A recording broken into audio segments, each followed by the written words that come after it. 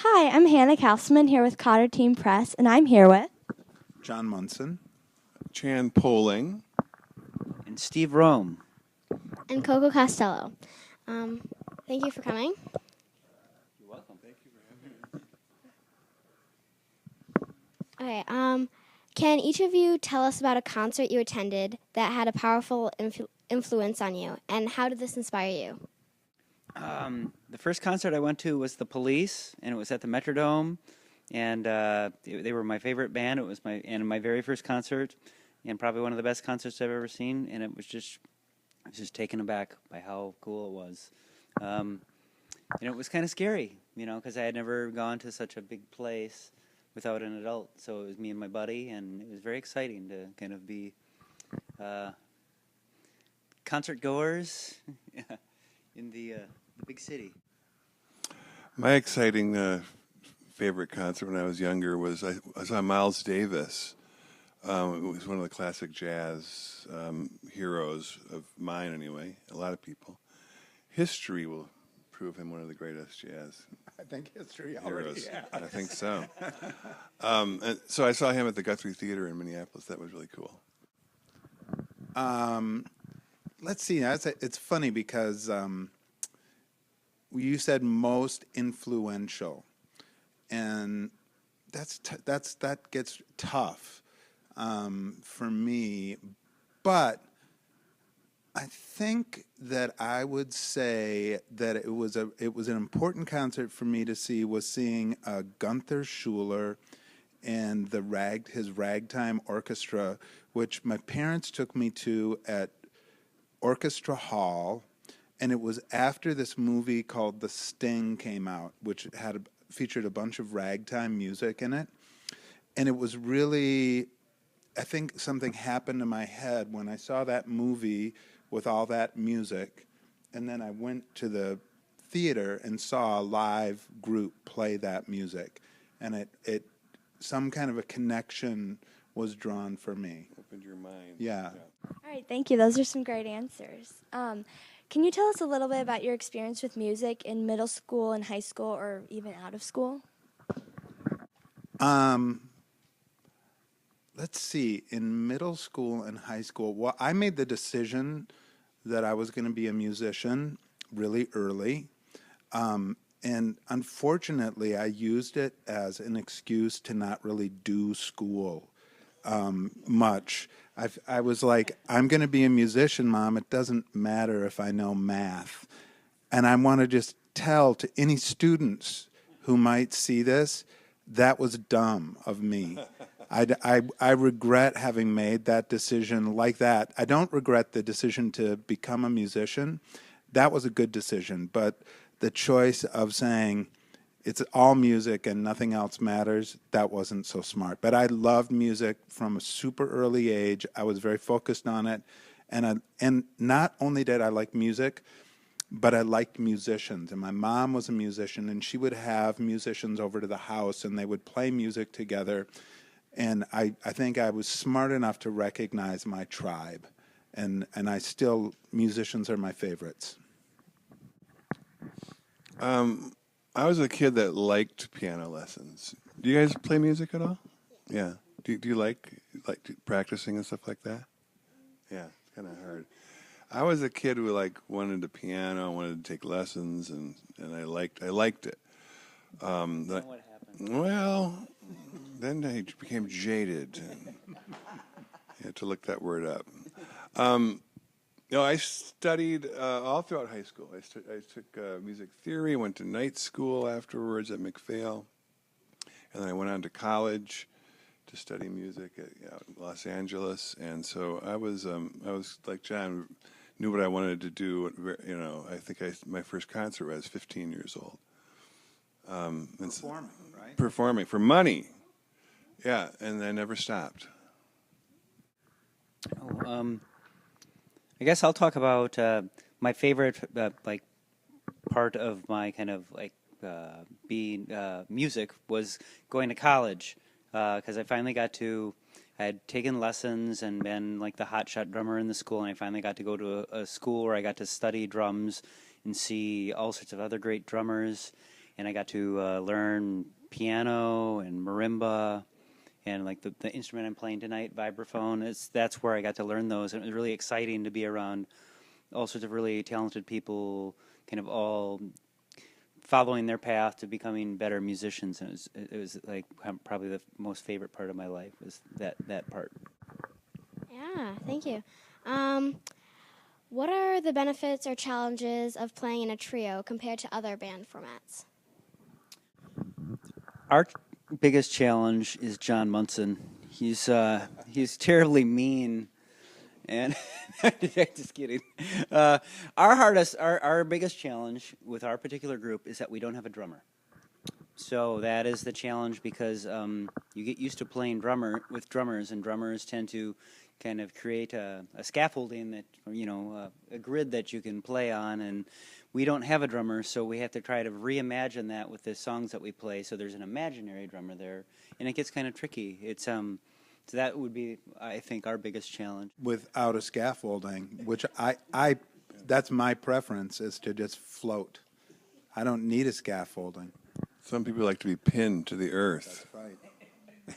In a box that a drummer makes for them.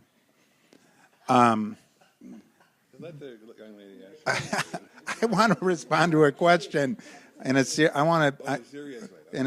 way, but I can't remember what it was. What was your question again? Oh, about trios. I can tell you. The drummer. No, I'll tell you. There's a part of being a musician, and it's not the most important part, but it's definitely part of what makes it possible to continue being a musician, and that's how you divide up the money at the end of the night. And if you divide it 3 ways as opposed to 4 ways, that means more for you. So right away, I mean, if I could get away with doing this without these guys, I for sure would, because I'd get Solo bass. Yeah, a lot more money. So that's one thing. It's a thing to consider. It's not the most important consideration, but I'd say it's right up there, like maybe the second most. Okay. If you could take a music lesson from anyone in history, who would the instructor be and what instrument would it be on? I think he'd be awful.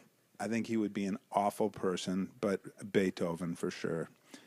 That would for me. I've been reading about Beethoven, and this guy's been in this book. He's been analyzing Beethoven's symphonies, so he's like talking about the main themes, and they're all incredibly simple, and then he elaborates these amazing symphonies out of these incredibly simple themes, and I just think I would like to experience what that kind of mind would be like, but if he would be nice to me.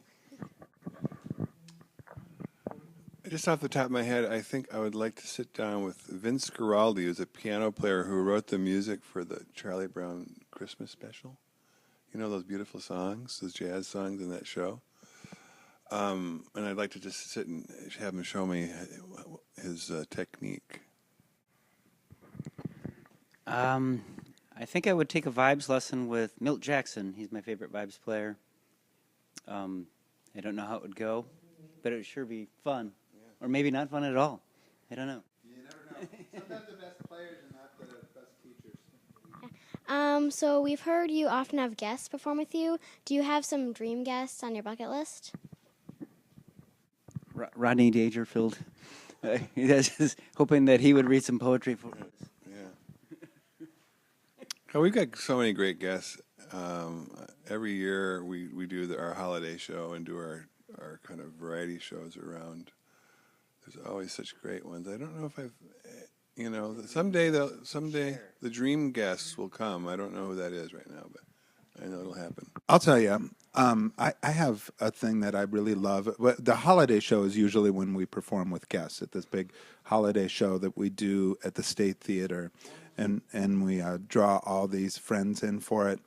And my favorite part of that over the years has been performing with new artists that we've never done it with before, and it's a big theater. Probably for most of these young artists, it's the first time that they've played in front of 2,500 people, and that's a big experience, and it can really draw something out of certain people, especially people who are really gifted artists. They really rise to that challenge, and then something totally magical can happen that has probably never happened before, and to be witness to that is really amazing.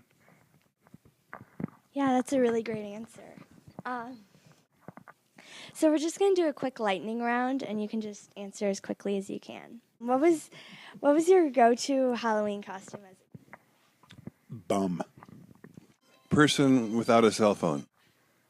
Mummy. What is a kids movie that you love? Fantastic Mr. Fox. Beauty and the Beast. The Red Balloon. Other than your own work, what's a favorite Christmas album? Like, all I can see is that Bing Crosby record from last night. That's your favorite. Bing Crosby. I like the Charlie Brown one. Can you recommend a book you loved in junior high? No. You know what? I love the Lord of the Rings. It was, it was published in 1937, and I discovered it, when I was a kid, and people are still reading it. The movies are great too, but the books are awesome. That would have been my choice, but I think I can also say that I like the Chronicles of Narnia quite a bit too. Yeah, those are some of my favorites too. In your opinion, what's an underrated place in Minneapolis or St. Paul to hang out? You can't tell that's a special secret. We don't want you kids showing up at our special places. But I guess if I had to divulge, a nice place when you're a little bit older might be the Sample Room, which is right down on the river in northeast Minneapolis, and it's a pretty groovy little brown bar hang. I'm not going to recommend a bar for the kids, but When they get a little older. when they get older. You know what's kind of a little hidden gem is this seafood restaurant at St. Anthony Falls, and they have this sea salt. It's at the falls. It's really cool. Well, I mean, if you've never been to Minneapolis, it's always fun to go to Lake of the Isles. It's a pretty fun place to walk around, just because it's it's just fun to people watch. And I remember that one of the first times I got to go there, or when I was I was with a girlfriend, and we were there at night, and we were over the flight path. So we sat on this bench, and 20 or 30 planes just kept coming over every 2 minutes. It was really kind of pretty cool.